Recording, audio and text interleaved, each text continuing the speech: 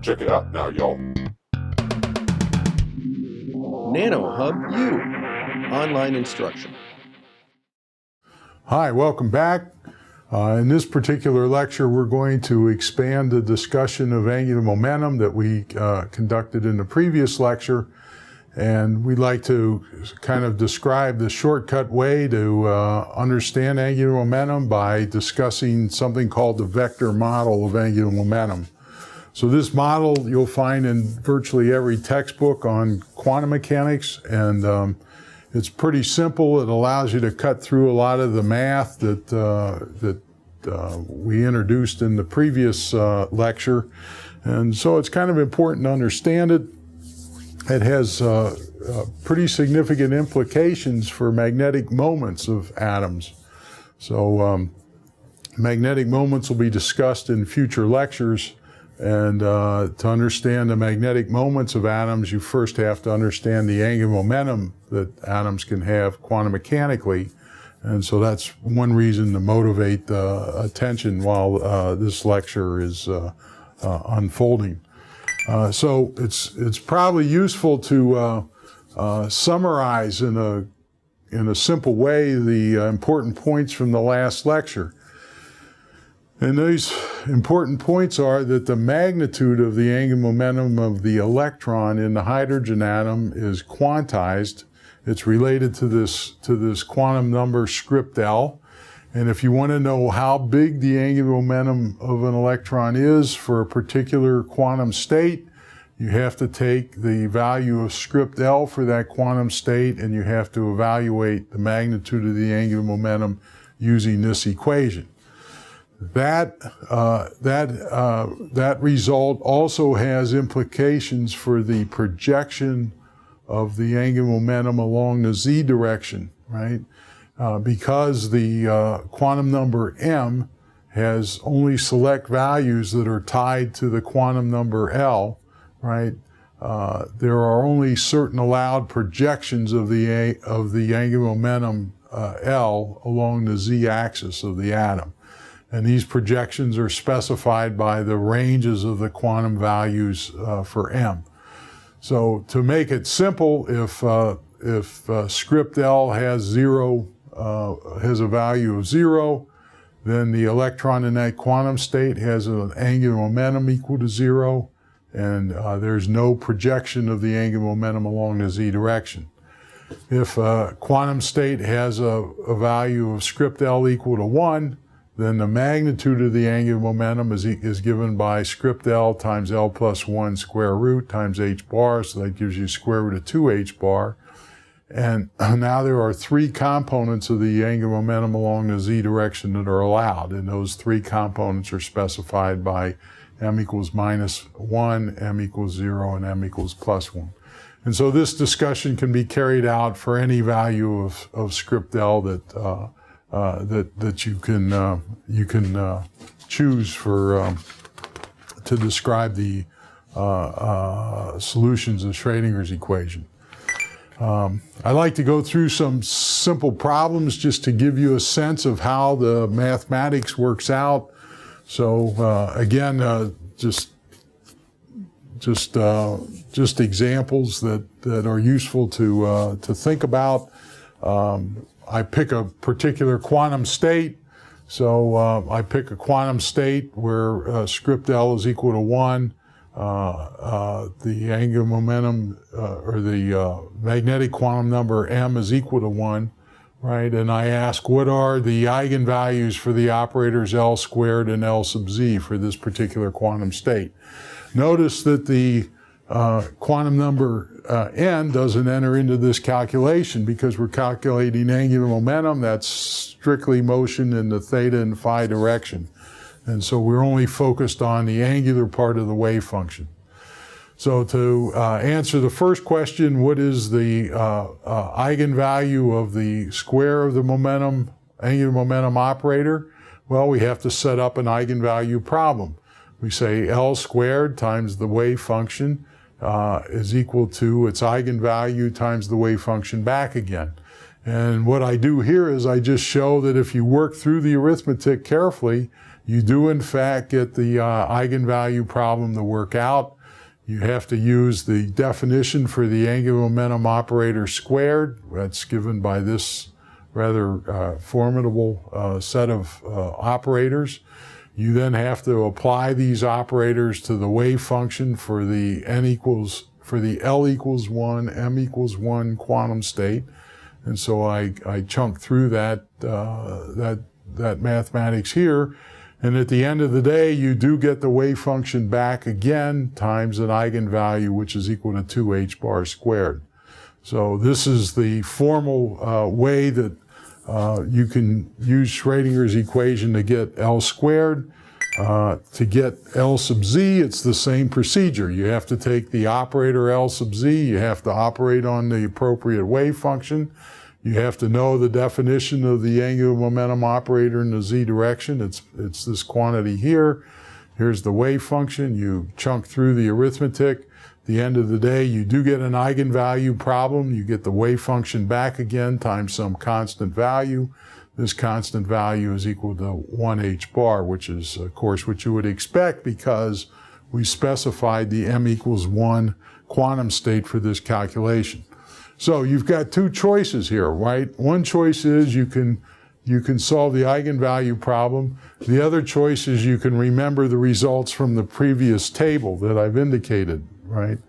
So this is sort of the shorthand way to remember these results. If you remember the results from this table, you can then just write down straightforward what is the square of the angular momentum. It's tell me what script L is and evaluate this expression. I get 2h bar squared. If you want to know the z component of the angular momentum, you have to tell me what the magnetic quantum number m is. In this case, m is equal to 1, and so L sub z would be equal to h bar. And of course, these results agree with the results of the more formal calculation based on operators. I just want to emphasize that knowing these results can give you significant savings in time. So for instance, here what I do is I just ask what are the expectation values for L squared and L sub z for that same quantum state. Actually, I only work out L squared because as you'll see, the arithmetic is formidable. So I just ask, quantum mechanically, what's the expectation value for the angular momentum squared? That means I have to take the wave functions. I have to evaluate the wave functions inside an integral, and the operator has to be placed inside that integral. And then if you just work through the arithmetic, which is a bit of a grind, what you'll find out at the end of the day is that you end up with what you would expect. If script L is equal to 1, you would expect that the expectation value for the angular momentum operator squared is 2h bar squared, and that in fact does work through the workout if you're systematic with the math.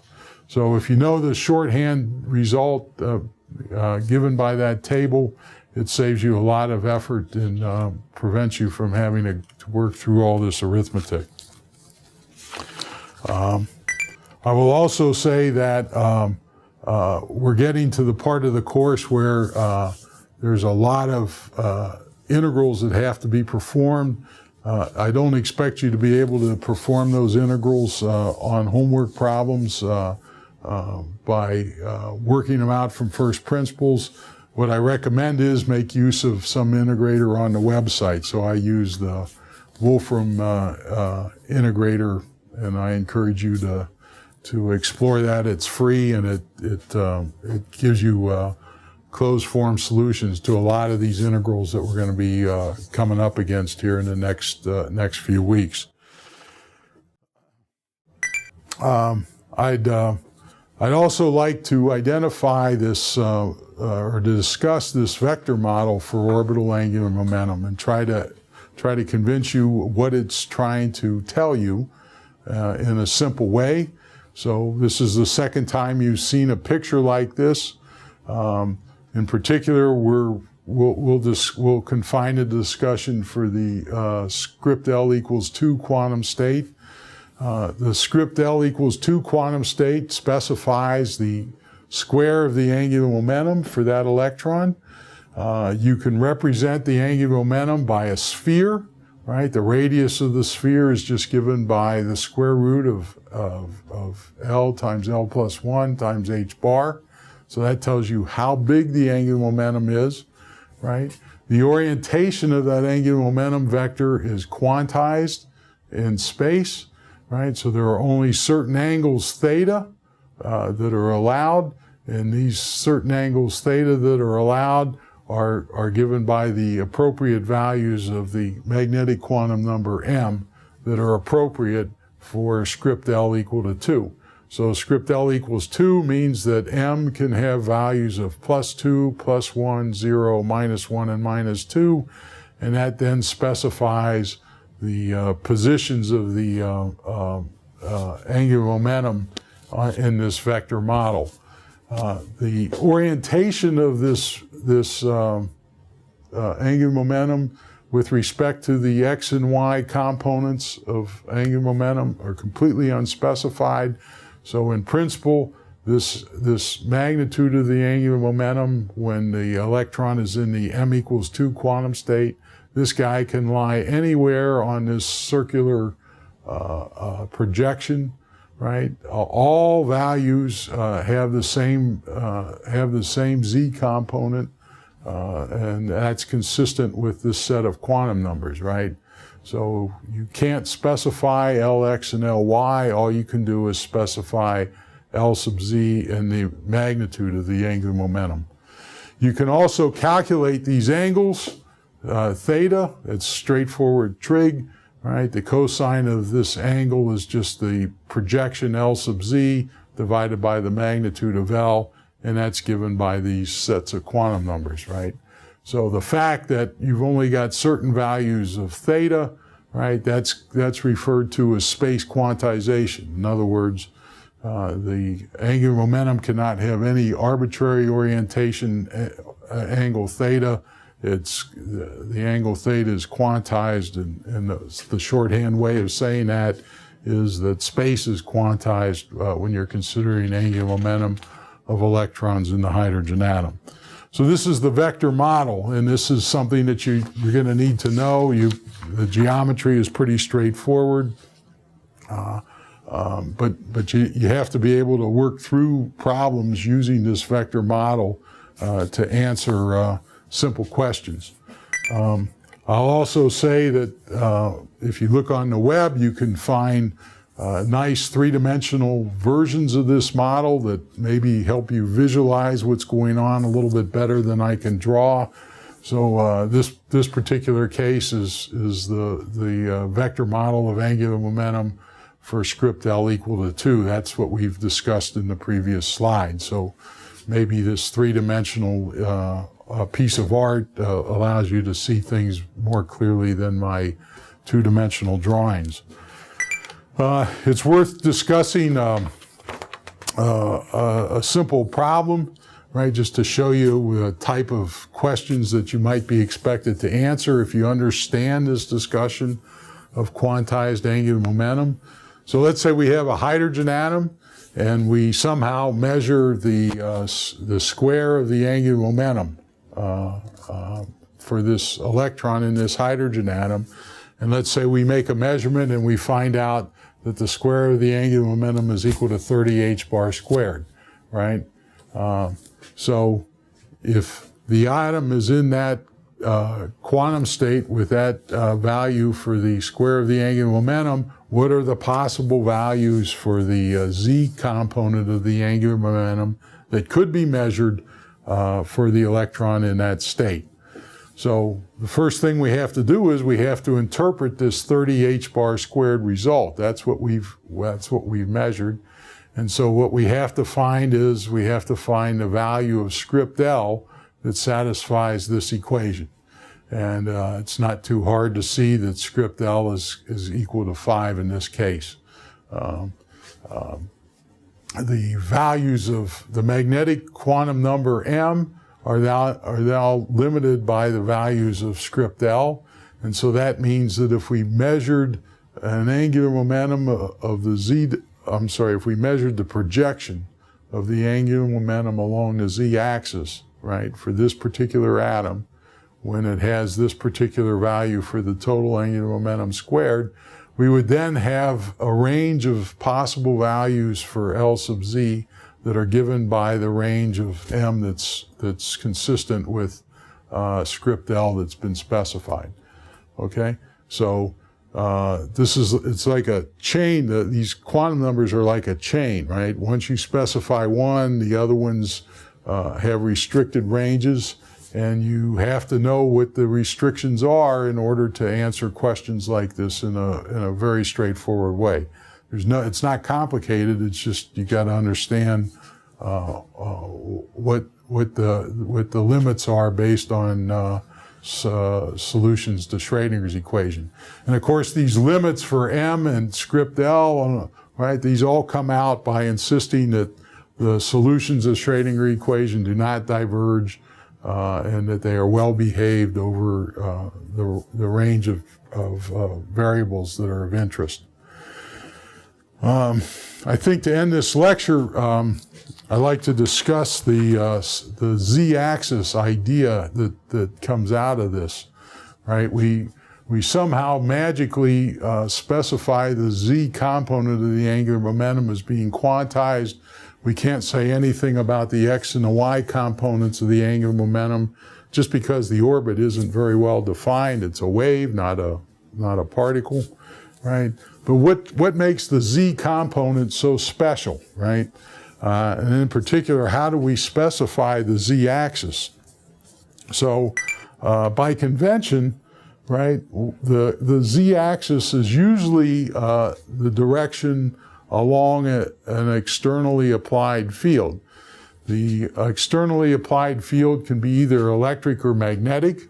And so if we have a collection of hydrogen atoms and we apply, let's say, a magnetic field along one direction, that direction then defines the z-axis for that particular problem. If we change the direction of the magnetic field, then the direction of the z-axis follows the direction of the magnetic field. And so the z-axis is always defined in terms of a direction of some external field that we add into the problem, right? Again, Lx and Ly are not defined at all in quantum mechanics. We have no knowledge about them. And that ultimately goes back to a Heisenberg uncertainty principle, right? And I think there's an appendix either in this lecture or in the next lecture that tries to lead you through that uncertainty principle argument for Lx and Ly. So this space quantization in quantum physics is something new. You say to yourself, well, geez, that's weird. Yeah, it's the way electrons behave when they're confined to small regions of space. The way electrons behave are not the same as particles that we are used to in the everyday world that we live in, right? So even though the results are weird, they are consistent. They do agree with experimental data. So that's just the way the electron behaves, and we have to start to learn how to think like an electron when it's confined into these very small regions of space. So it's not a paradox or it's not contradictory. It's just the way it is, and we just have to adjust our thinking. Right now, the thinking that we've got to adjust ourselves to is sort of outlined in this slide. Right, it's basically you try to prepare a collection of hydrogen atoms in a particular quantum state. If, for instance, that quantum state happens to have this quantum number script L equals 2, then what that means is that you know the magnitude of the angular momentum, and you also know the z component of the angular momentum. So if you measure the z component of the angular momentum when the electron is in this particular quantum state, you're only going to get a certain range of, or certain values, certain quantized values. These are the values that are projected along an axis that is usually determined by an external field that you apply. If you rotate the plane of that field or the direction of that field, then, and you remeasure, let's say, the z component of the angular momentum, what you'll find is you'll find that you get the same quantized values along that new direction in space, right? So we get the same answer no matter what the direction of the external field is applied, right? And of course, this is completely different than you would expect for classical vectors. It's a result of quantum mechanics. These results are going to be really important when we discuss the magnetic moment of electrons, and we'll find that the electrons have two components of magnetic moments. One is due to orbital motion, and then we're going to find that electrons also have an internal spin associated with them. So we'll have to introduce another quantum number in that discussion. But ultimately, the discussion that we're going to conduct on magnetic moments is very closely tied to this quantization of angular momentum. So you have to stay tuned for that to come online. And then lastly, to kind of wrap this up and go back to Schrödinger's equation, I'd just like to point out that this term that appears, that contains this value of script L, right? This term actually can be viewed as a modification to the interaction potential energy, which is Coulombic in nature, right? This is basically the Coulomb force between an electron and a proton. It's actually the electrostatic potential energy. It varies as 1 over r. And what you can see is you can define an effective potential energy, which is the sum of these two terms, right? If script L is equal to 0, that means when the electron is in its lowest energy state and its ground state, then this term clearly drops out, and your effective potential is just going to be given by this red line, which is the 1 over r potential due to Coulomb. As you go to higher states of angular momentum, as script L goes from 0 to 1, 2, 3, or 4, right? This term kicks in, and basically the interaction potential energy then can be viewed as being modified. And so I try to illustrate that here. I plot by the red curve. That's the term given right here, right? The term that contains the angular momentum term, script L times L plus 1, that's represented by the dash curve.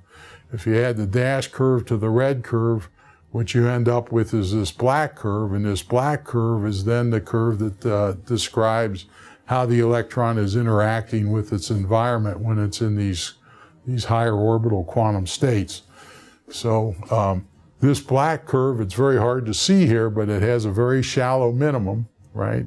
And that very shallow minimum indicates that the electron will still be a bound electron to the proton.